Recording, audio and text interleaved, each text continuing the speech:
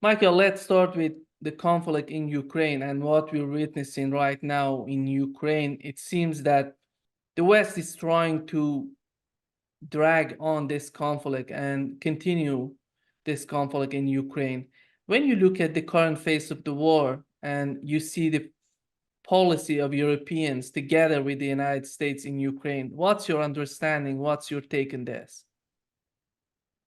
I think the key factors or the key considerations that take into place are these. One, Ukraine clearly is losing the war in military terms. I mean, they're still fighting tenaciously with the means of the manpower they have, but their fate is sealed for objective reasons. In strictly as regard to the battlefield, it's simply a question of how it's going to end and when. True, the West is desperate. Desperate because the West, led by the United States, has invested enormous amount in what we might call the Ukraine project. It's never been entirely or even mainly about Ukraine. The current war is a culmination of a 10-year-old, or if you want to go back, 2008 campaign to enlist Ukraine in NATO and to, in effect, sort of surround Russia, not simply in physical military terms, but the hope and purpose was to marginalize Russia, marginalize it from European affairs, and to hope that the regime introduced on the set of policies introduced by Mr. Putin when he came to power, succeeding a Boris Yeltsin in 2000, the end of 1999, would revert back to what they'd been before. That is, not only Western friendly and Western dependent, but in effect becoming a dependence of the West. The reasons for this and the importance attached to keeping Russia weak and marginalized are several. Some of them are highly rational, strategic. Some are historical in origin. Some emotional. But let's concentrate just in summary on the strategic one. Because the American policymakers since 1990. 91, with the collapse of this and disintegration of the Soviet Union, have been really following the playbook that was sort of laid out in detail by Paul Wolfowitz in his notorious memo of March 1991, in which this was a sort of bold and audacious sort of plan to not only maintain an American hegemony, and he spoke about it in quite literal terms, both realpolitik, power balance terms, and also in terms of economic and soft power as well. And the prescription for doing so was to ensure that there would be no challenger to American supremacy, even if this entailed taking preventive, and let's differentiate between preventive and preemptive action. We understand the difference in military terms. In political, diplomatic, strategic terms, it simply meant that the United States should use all of the means and instruments of influence at its disposal to prevent any state from acquiring the assets, the strength, which could challenge American hegemony. We see that operative at the moment in regard to sort of China, which poses no military threat to the United States, but an existential one in the true sense of the word. China is a threat to the United States because it exists as what it is. In the case of Russia, the policy since 1991, and which has taken on new focus and meaning under Putin, is to prevent Russia from acquiring the sort of strength or anything approximating the strength that China has, so that it would not become a factor on the international scene an independent, autonomous factor, that would be a stone in the shoe of the U.S., to use a mafia term. So that's the kind of back. That was in the Ukraine project. Really took shape and particular form in 2014. And that project was to not only to have Ukraine enter NATO and serve as a forward base for NATO, but it was to weaken Russia. And the ultimate goal of certainly the Biden administration has been not only to secure Ukraine's membership in NATO, not only to secure it as a base for NATO military equipment, but regime change in Moscow. And you and I might consider this to be utterly unrealistic, if not absurd, but it is very much on the agenda of the people who are shaping policy under Biden, including Biden himself. And that was the ultimate goal of the Ukraine project. Now, of course, it's disintegrating. On the battlefield, also, Russia is stronger than it's ever been. The Putin regime is more stable and secure than it's ever been. And yes, Russia has been severed from the West, but Russia as a factor in the international power equation, regionally certainly, but even globally, has been greatly enhanced.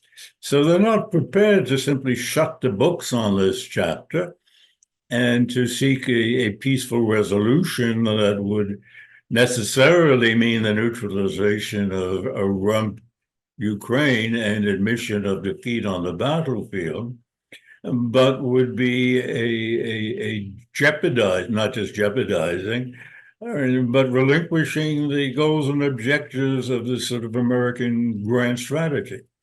So they don't know what to do, which is why they're contemplating these rather extreme ideas of now inflicting so much damage on Russia that this would lead them, or lead Putin and his team, to accept a deal on Ukraine that would not be as onerous from the West perspective as otherwise it is likely to be. At this stage of war in Ukraine, they're talking about training Ukrainians, even Boris Johnson inviting Azov battalion, talking about let's give them ATACMS, let's send money, let's send ammunition to Ukraine, let's fight more. And at the same time, you see Emmanuel Macron talking about training Ukrainians. When you look at this behavior of European Union, of European leaders, let's assume European leaders, it's reaching this. It's reaching for straws, and of course, the particular items you mentioned of new training, new equipment, new armaments, an increase in the handful of military personnel from the West, $68 billion. None of this is going to have much of an effect on the battlefield, as people far more conversant about the subject than I all agree. The new factor, or the new item on the agenda, is this growing consensus in Washington and in European capitals that they should expand the number of and the variety of missiles that they have been sending to Ukraine, so as to, one, extend their reach deeper into Russia proper, and to then, use that capability so as to inflect sites within Russia that Russia considers to be of high value, like these two radars that have been attacked, and one of which some minor damage was inflicted, the other missed or failed. And they have those assets are important to Russia, not in regard to Ukraine. Those are over the horizon radars as part of Russia's and originally Soviet Union system of detecting incoming intercontinental missiles from the United States. So this is a very, very serious matter as far as the Russians are concerned. And the connection to Ukraine is that the Biden administration and the European allies, vassals, whatever we want to call them, are raising the stakes and taking an enormous gamble and saying that we're prepared to accept the possibility of serious Russian retaliation and the escalation that this would represent, in the hope that we can impose such costs on Russia that they would lead them to accept an end to hostilities with forces in place, freezing of them, and leaving a significant part of Ukraine, if not all of what it was 2 years ago, as an autonomous independent state that then would be welcomed into NATO. That's what they're hoping. I mean, it's another bit of pie in the sky wishful thinking, I and most other people believe, but it's a sign of desperation, the fact that they've run out of ideas, and the fact that they are deeply unwilling to accept defeat of this project in which they've invested so much. The biggest loser of this conflict in Ukraine is Ukraine. And the second loser of this war is the European Union.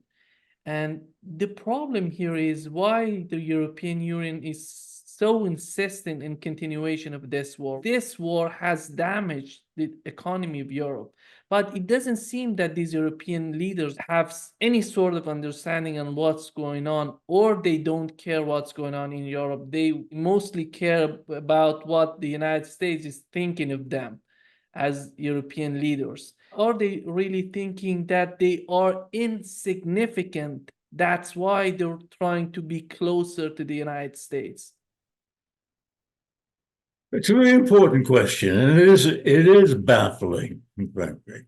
There are some things we know, and that is for the last, close to 80 years now, Europe, or the main countries of Europe, the old Western Europe, if you like, have been in a classic dominant subordination relationship with the United States, which entails not just sort of physical dependence, security, but psychological dependence. And these countries have had for generations now really no political will and no desire to achieve any degree of substantial autonomy and leverage on world affairs. Rather quite willing and in psychological terms, behavioral terms, I would say, unable to cut loose from the United States. So that's a very, very important contextual, more than contextual, foundation element. I think second has to do with the peculiar characteristics of contemporary European political leadership. I mean, to put it bluntly, these are small bore politicians with little strategic vision. And they also are I'd be prepared to say, people with some degree of insecurity as regard to their own performance matching up to their self-image. Like that would be true of Mr.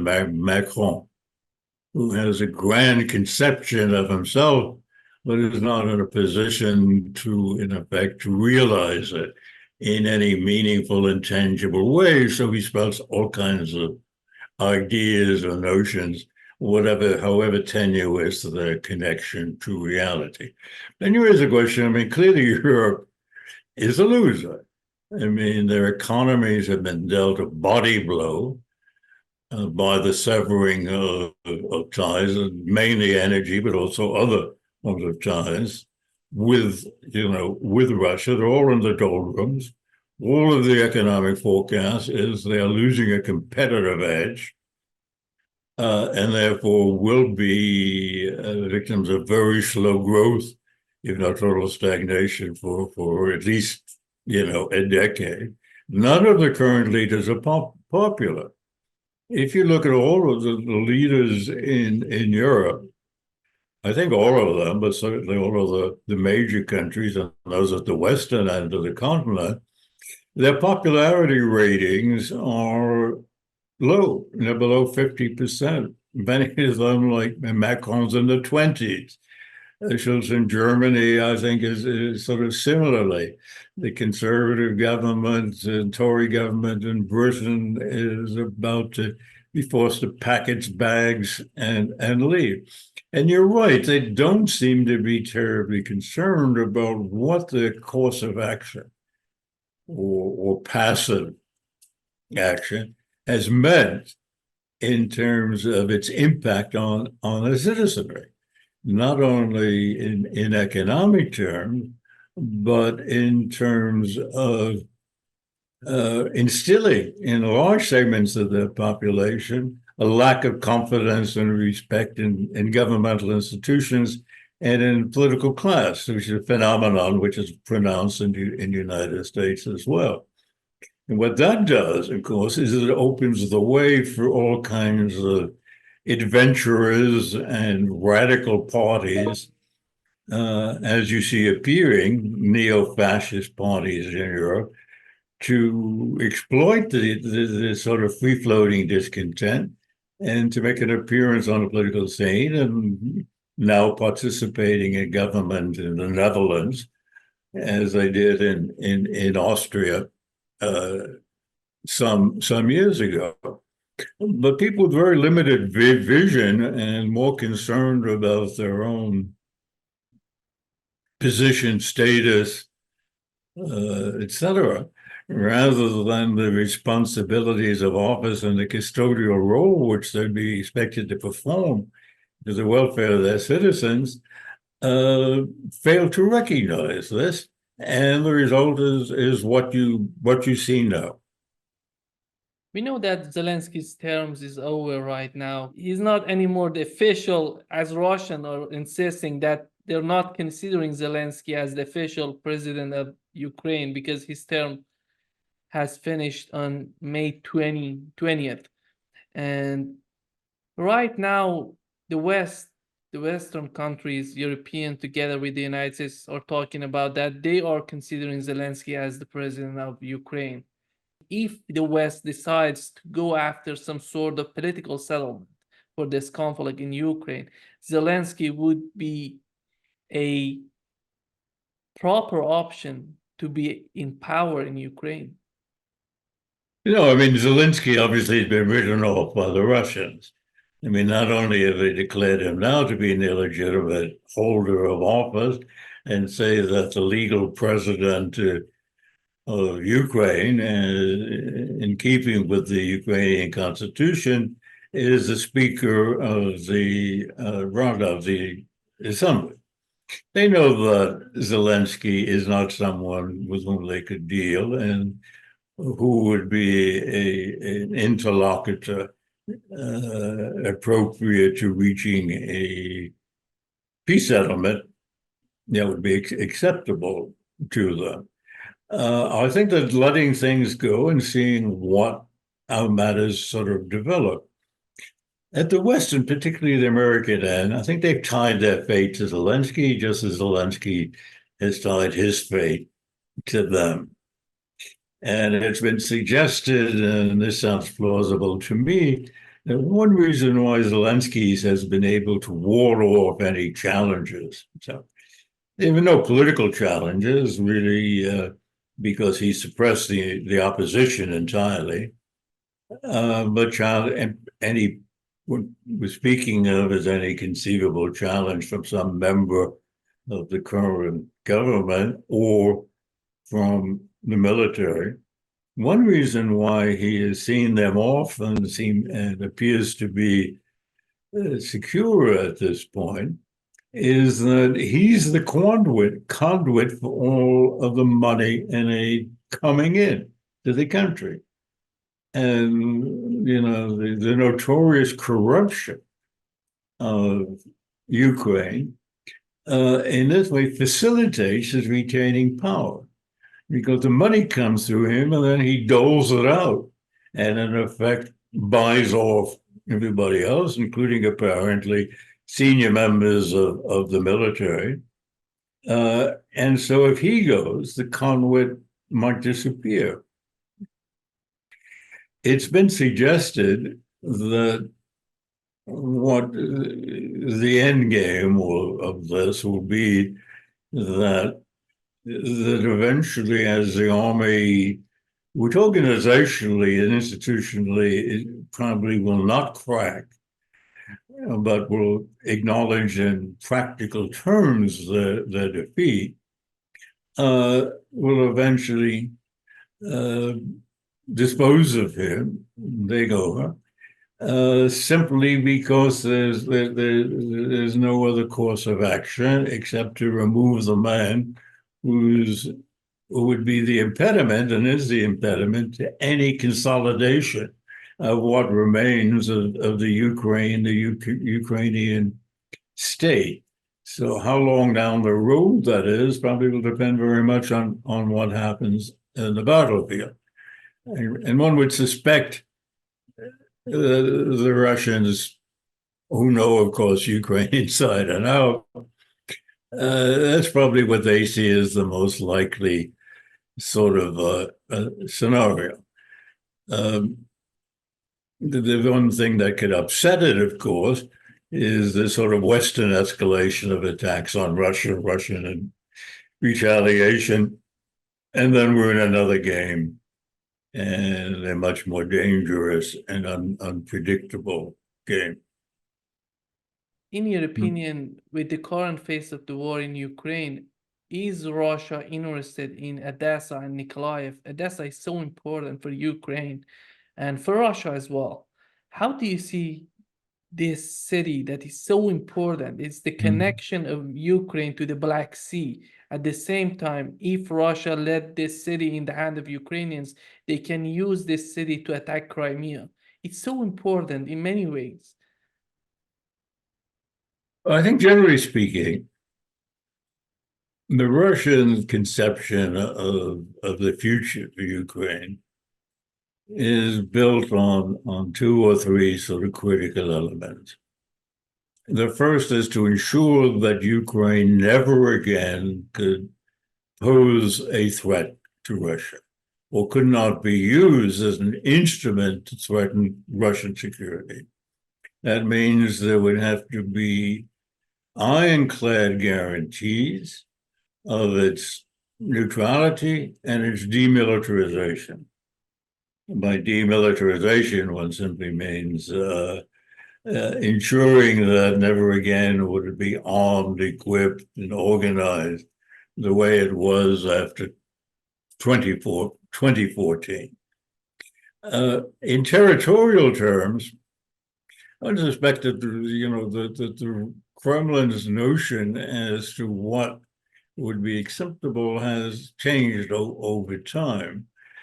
The territory itself, there's no natural barrier, if you like. And to prevent the Ukraine from ever again posing a threat to Russia depends on essentially political factors and Russia maintaining a dominant military position with regard to whatever rump state of Ukraine, sort of survives.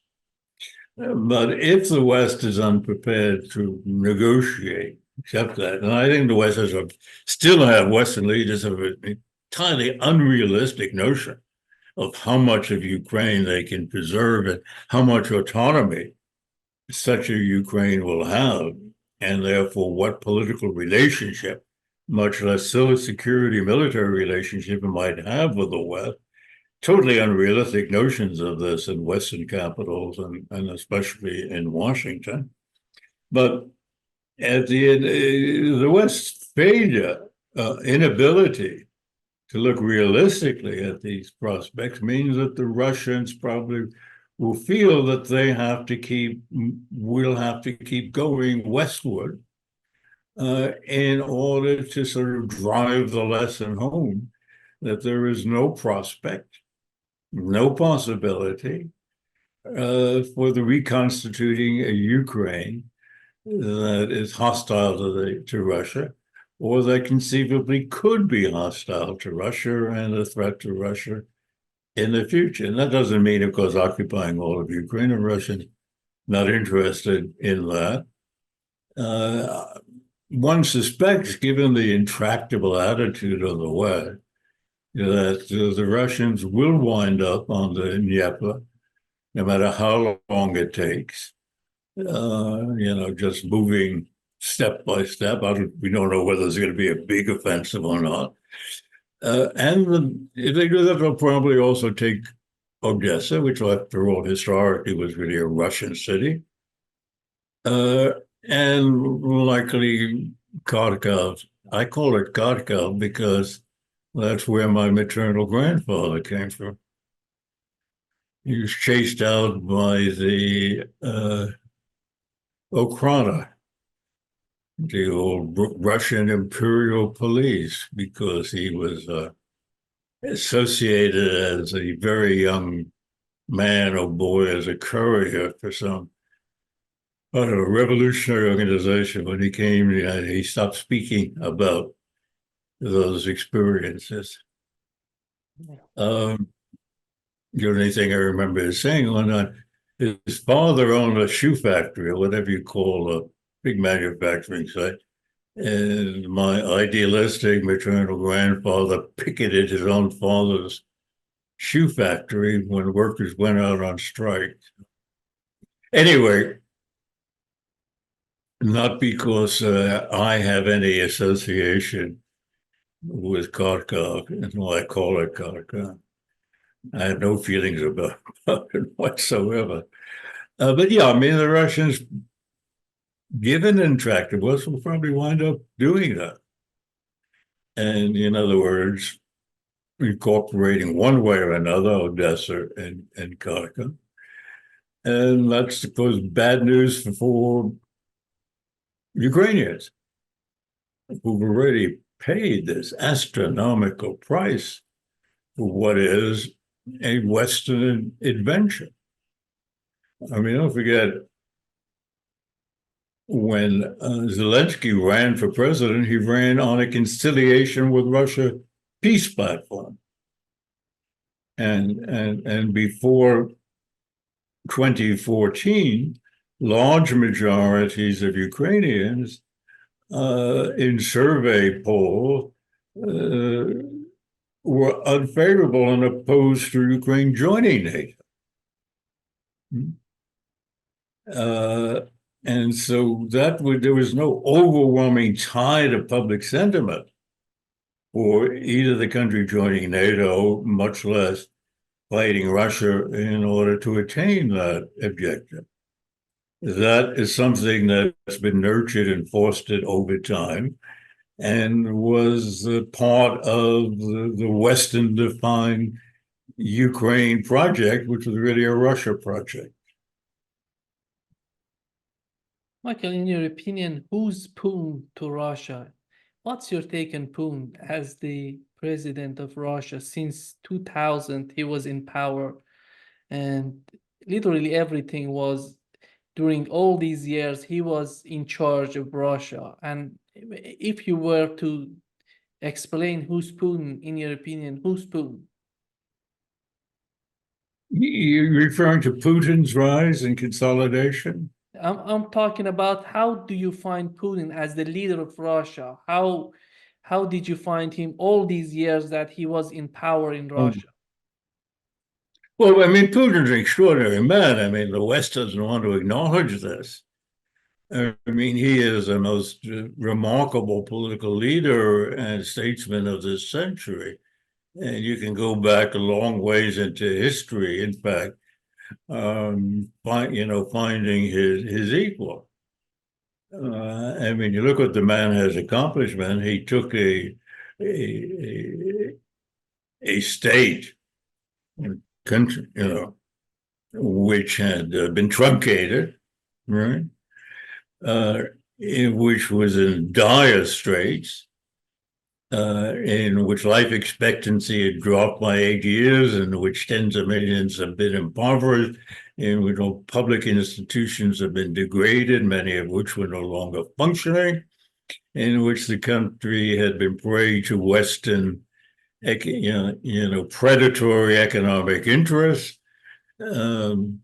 extracting control, gaining control over natural resources and so on and so forth. I mean, that was the Yeltsin legacy. And then this man comes out of seemingly nowhere, Putin, and within not that many years, reconstituted Russia, reconstituted it politically, in terms of state institutions, in terms of economically, and doing so in military terms. Right? So Russian, weapon systems are superior, not across the board, but generally demonstrated to be superior and more sophisticated in technological terms than anything the United States has. We don't have supersonic missiles, for example, and other things as well. I mean, even our great Abrams tank proved to be totally ineffectual in terms of the kind of warfare that was conducted. So anyway, I mean, the man's accomplishments are enormous. He's also extremely adroit diplomatically, extremely adroit politically.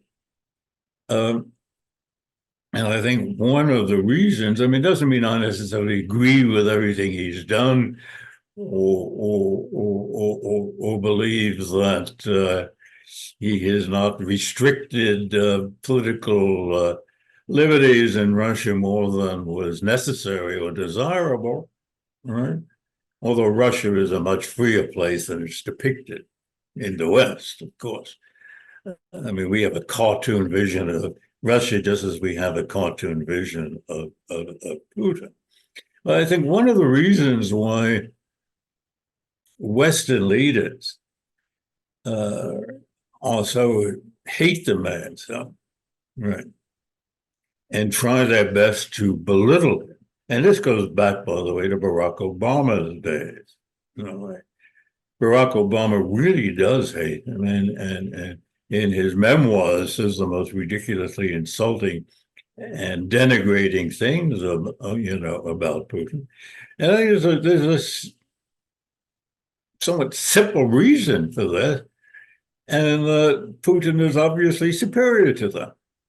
He's superior in intellect. He's superior in knowledge. I mean, look at the range of subjects in which he has a masterful knowledge, which he puts on display in speeches and press conferences. When you have someone like Biden who can hardly get 3 straight sentences together, and none of them can speak on substantive matters with the fluency and articulateness of Putin. And so he's more intelligent than they are. He's superior diplomatic and political skill. He's much more poised than they are. And that on top of what he's done in terms of putting Russia back on the chessboard of Europe and the world as a major player is why they hate him so. And that's a very, very serious obstacle to dealing with him on anything like realistic, potentially fruitful terms. And so we have no diplomacy. The United States has no diplomacy whatsoever. We talk much more with the Soviet leadership than we do with Putin or Lavrov or anyone else in Russia. And the same for the West Europeans. And when they do venture to meet him, like Macron does or Schultz, they make fools of themselves. They become, objects of ridicule, and appropriately so. So, I mean, not only do you have strategic, conceptual reasons why the West is unable to accommodate themselves to the realities of Russia, I think you also have psychological and personal ones. And that's clearly, it's more than unfortunate. It might have tragic consequences. When Putin came to power in 2000, he was literally pro-Europeans. He wanted to have a better relationship with European countries, with the United States. And it's all gone right now. Who's responsible for this disaster that is happening right now? And what was the reason behind this type of ridiculous and disastrous policies? Well, the West is responsible. I mean, you're absolutely right. I mean, Putin clearly expressed the desire to have Russia, live together with the rest of Europe in sort of a harmonious fashion. Remember, he used the term partner, referring to Western European states and governments up until 2.5 years ago, up until the Biden administration made clear that it wished him ill and out of office. He was not a Westernizer in the tradition of Russian historical tradition in terms of preferring the West over Russia. No, he always had a clear notion of Russian identity, character, but he didn't see this at all irreconcilable with having very constructive relations across the board with the West and with the major countries of Western Europe. But he was rebuffed at every turn. In fact, he's, from what I'm told by people who follow Russian affairs and knowledgeable about Russia and read Russian, is that he is severely criticized for this, in Russian political circles, going back to the 2000s, 2008, etc. And it took on more, the criticism took on more point, right? As American-led Western hostility towards Russia became more and more tangible through the 2010s, and these people would criticize him for not responding, not reacting with sufficient, force. And they're even critics of the way he was conducting the war, at least. Hello? Yeah, I can hear you. In the early, sorry, we had no problem. Back in the early phases, and people in Russia would say, well, all the attention is focused on the opposition from his opponents, we call them the Westernizers, or the Democrats, if you want to look at it more positively in a way, that their influence has always been exaggerated in Russian politics. They've gotten enormous support, financial as well as otherwise, from the West, of all these NGOs. But really, it was a Russian nationalist who constituted more of a, not necessarily a direct political, but let's say policy, intellectual challenge to Putin than the supposedly, Western-oriented Moscow and Petersburg intelligentsia. And, another feather in Putin's cap is his ability to foster cultivate a consensus based on a certain conception of Russia, which is sort of, distinctly Russian, but not adverse towards anybody else, whether it be, the West or the rest of the world. It's just a Russia that would set its own path domestically and would act independently, but not aggressively internationally. And then you look at that's evident in the approval ratings. He has around 80. They have around 80%, which is double the approval ratings of Joe Biden, and more than double of the approval ratings of Schultz and Macron and Sunak, whose ratings are so low that if you add the three together, they wouldn't come close to Putin's. Yeah. 4. Yeah. Well, and if you look at right now, we had Antony Blinken, Janet Yellen, Olaf Scholz. They went to China to convince Xi not to help Russia. And right after that, we had this visit of Putin to China, which was so different in many ways and was so unbelievably strange, because at the end of this visit, Xi embraced Putin. That was something unusual when it comes to the relationship between Russia and China. Many of people are thinking that, why is that so important? Because we didn't see anything like this before. What's your take on this hugging, on this type of behavior on the part of Xi?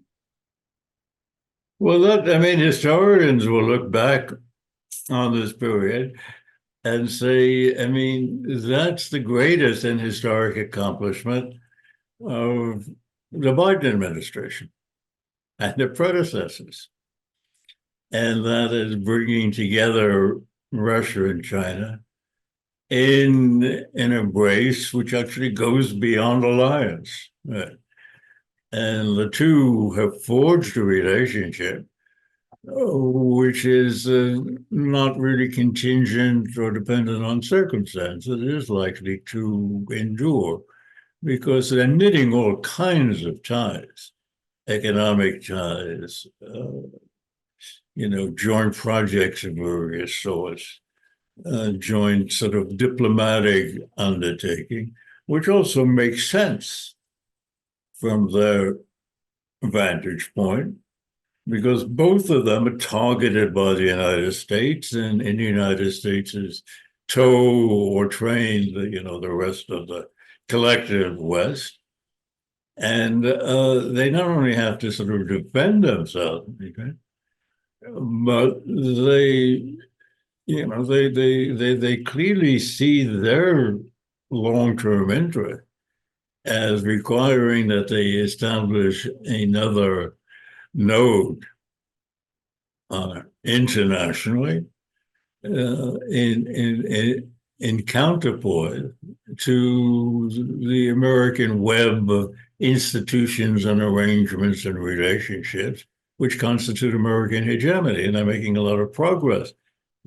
Not only because of their own endeavors and their own imaginative initiatives, but also so much of the rest of the world is getting fed up with being bullied by the United States. It's simply a manifest fact of life, right? Which people in Washington and other European capitals, don't appreciate. And by the way, I think that our friend Chas Freeman suggested we use the word node rather than pillar is well said. because we're not talking about poles as such, even in conventional political terms. We're talking about structured relationships of depth, which have multiple strands to them.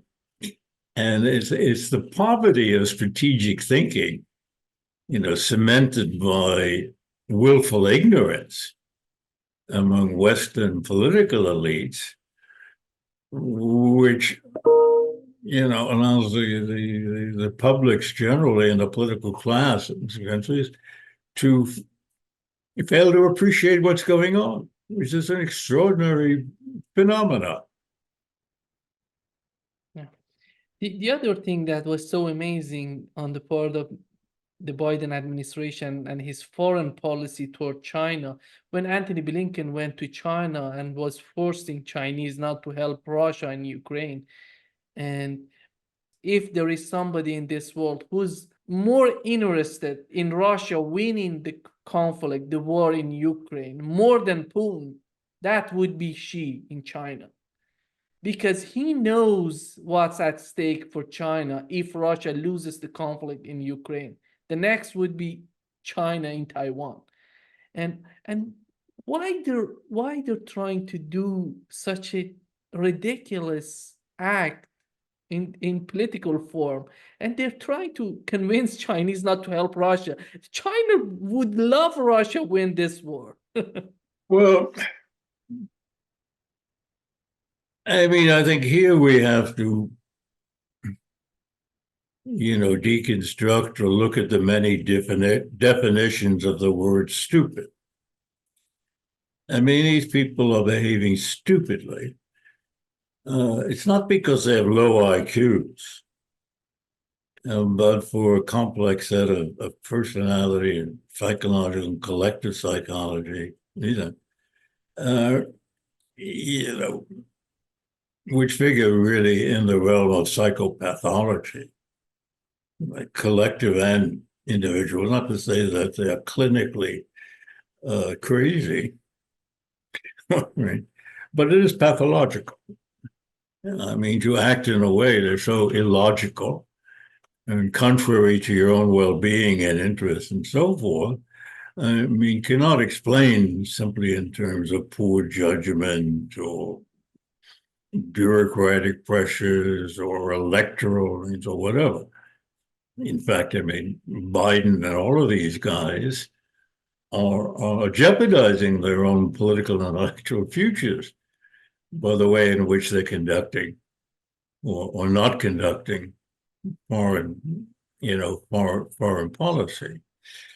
The hope in Washington was first that you could divide Russia and China by persuading Putin and the Russian leadership that if Russia got too close to China, China would dominate it, overwhelm it, economically, financially, and demographically, if you like, right? That failed.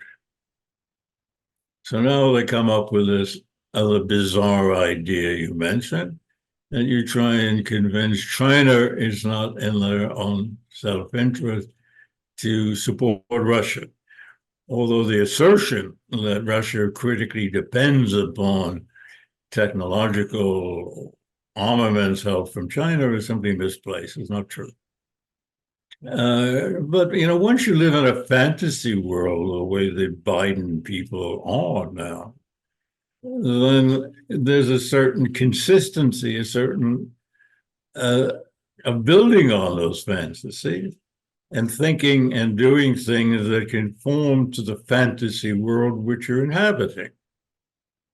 In other words, you become so utterly disengaged from reality, right?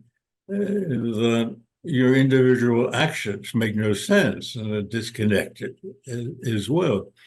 And the clearest example of that is what you referred to, Biden going off to China and said, stop helping Russia, otherwise we're going to impose greater sanctions. Well, sanctions cut both ways. And here there is a basic misunderstanding and misinterpretation of the consequences of China's extraordinary technological as well as manufacturing capabilities, and that we're not in a position to intimidate China by imposing further sanctions on top of those I already have. It has been demonstrated with regard to, chips and microprocessor. We're hurting more than the Chinese are as a result of those, those sanctions that we're imposing, on them.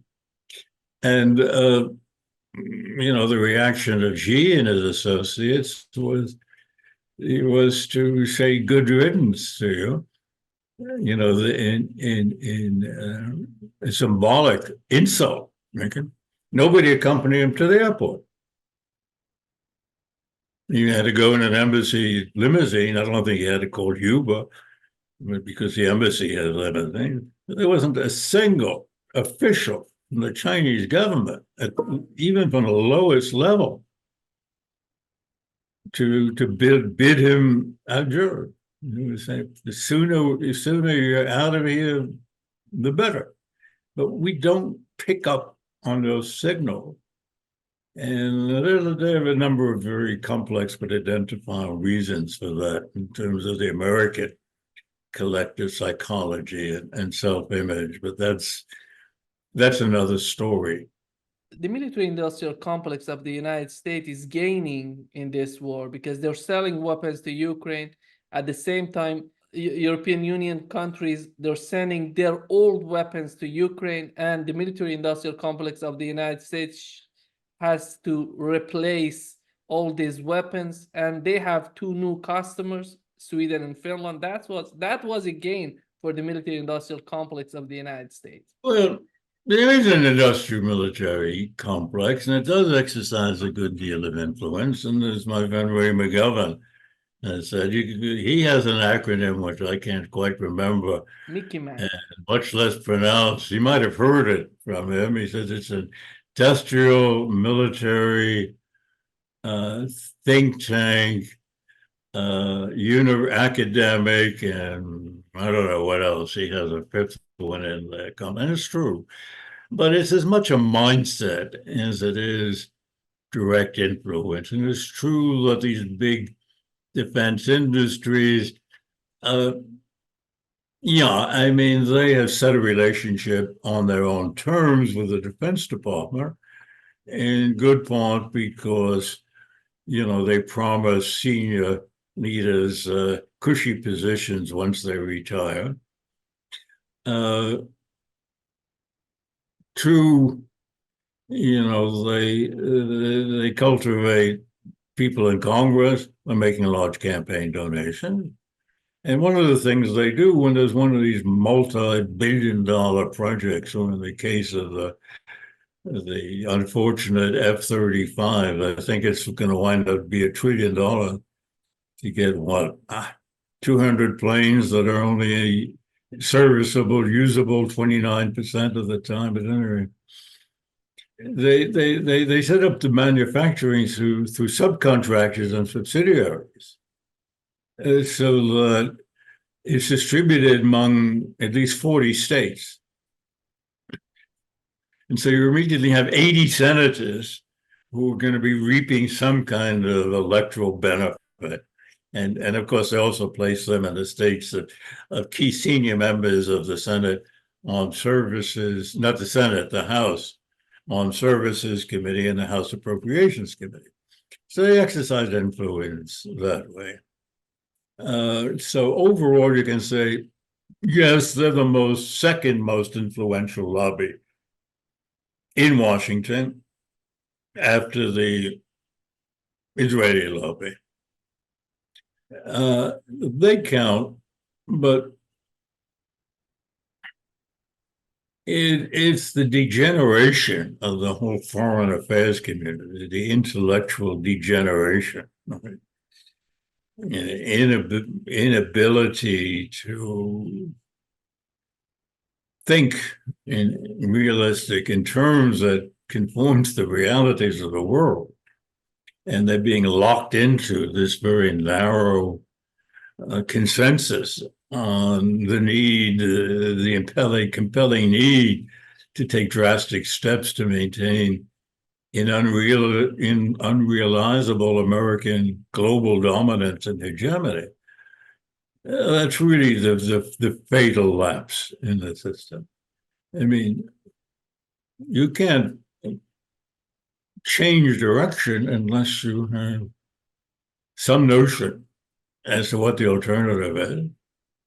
And unless you break out of this sort of behavioral, psychological, intellectual box you're in, which is a fantasy world, and which excludes anything that might disturb it. And that's unfortunately, the real trap we've gotten ourselves into. And the Europeans, even to the same extent as we have. At least in the United States, you have some divergent voices. I mean, they're suppressed and they're unheard, except on shows like yours. They exist. They don't even exist. I know Europe quite well. They don't even exist in Britain. They don't exist well, you have some political opposition in France. There's no really intellectual opposition, except in a very loose ideological sense. Same in Germany, these people don't exist. The people on your show, their counterparts don't exist in Germany or Britain or France or Italy or in the Netherlands or in Sweden, in any of these places. So they're worse off even than we are. Oh, those are very thin rays of hope in the US. And you might have come to the realization that most of the people you have on who are part of this sort of informal community are quite elderly.